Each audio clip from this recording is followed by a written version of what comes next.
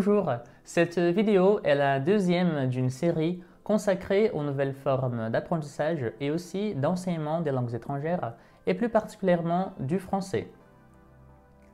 Dans le premier épisode, nous avons dressé le panorama de notre série et dans ce deuxième épisode, nous allons vous donner quelques astuces pour devenir une élève plus autonome. Pour commencer, nous vous rappelons que le cadre européen commun de référence pour les langues, le CECRL, appelle le niveau C1 niveau autonome. C'est-à-dire, une personne qui a un niveau autonome est une utilisatrice expérimentée. Elle est capable de communiquer de façon précise, efficace et souple dans sa vie sociale, professionnelle et académique. Donc, le terme autonome est employé dans un contexte où l'utilisateur maîtrise déjà la langue.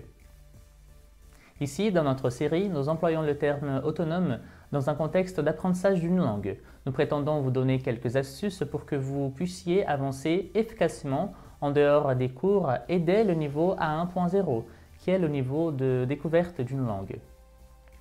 C'est vrai que, quand nous n'avons jamais étudié une langue, savoir par où commencer peut être une tâche assez délicate. Et principalement aujourd'hui, avec les réseaux sociaux, nous sommes bombardés d'informations tout le temps. Nous comprenons que l'objectif des professionnels est d'aider les apprenants. Mais, malheureusement, et nous en sommes conscients, nous produisons et partageons beaucoup de contenu visant les apprenants débutants, mais aussi intermédiaires et avancés, et parfois d'une manière pas très organisée. Bon, sans plus tarder, voici 3 astuces que vous, qui êtes apprenant/apprenante niveau débutant 0, pouvez appliquer pour progresser dans l'apprentissage du français.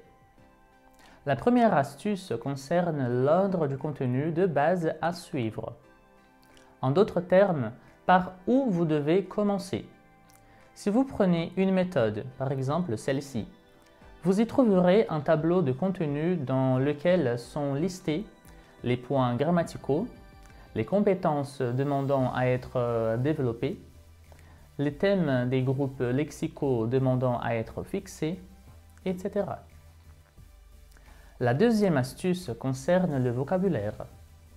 En plus des livres, vous pouvez suivre des Instagrammeurs, des vlogueurs, vous avez aussi les séries, les films, vous avez également les versions numériques des grands journaux, vous avez les tweets qui sont des textes courts et généralement très faciles à comprendre, etc.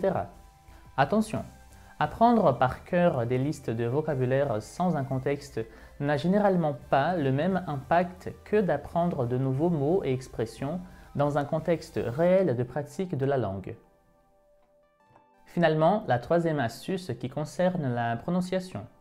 Vous avez à votre disposition et gratuitement des applications et des sites internet comme par exemple le site Forvo, le site Youglish et certains dictionnaires en ligne dans lesquels vous pouvez écouter différentes prononciations. Nous avons mis les liens dans la description de cette vidéo. Avant de conclure l'épisode d'aujourd'hui, nous voulons attirer votre attention sur l'importance d'être accompagné par de vrais professionnels. Si vous vérifiez le CV des enseignants/enseignantes des institutions renommées à travers le monde, vous allez voir qu'ils/elles sont tous et toutes diplômés en lettres et littérature et ou en didactique de langue. C'est un prérequis. Donc, méfiez-vous des personnes autoproclamées professeurs. Ça veut dire des personnes qui n'ont absolument aucune formation dans l'enseignement des langues. Nous comprenons que le partage de connaissances est une très belle action, mais comme nous avons évoqué dans le premier épisode, le processus d'enseignement-apprentissage d'une langue étrangère est un travail très différent du processus d'enseignement-apprentissage de notre propre langue ou toute autre connaissance. Nous avons déjà remarqué, par exemple, que ces personnes-là, qui n'ont pas de formation, très souvent et sans scrupule, mettent en avant des méthodes dites révolutionnaires et miraculeuses aux résultats rapides. Sauf que L'approche utilisée n'a aucune base théorique. Ces personnes-là ne cherchent pas à connaître les besoins individuels de leurs élèves et emploient des concepts inventés à partir uniquement de leurs expériences personnelles. Nous soulignons ce que le cadre européen dit. Il revient aux praticiens, c'est-à-dire les enseignants, auteurs de méthodes, examinateurs, rédacteurs de programmes, etc., de réfléchir aux besoins communicatifs de leurs propres apprenants et de définir en conséquence les tâches communicatives pour lesquelles ils devront être outillés.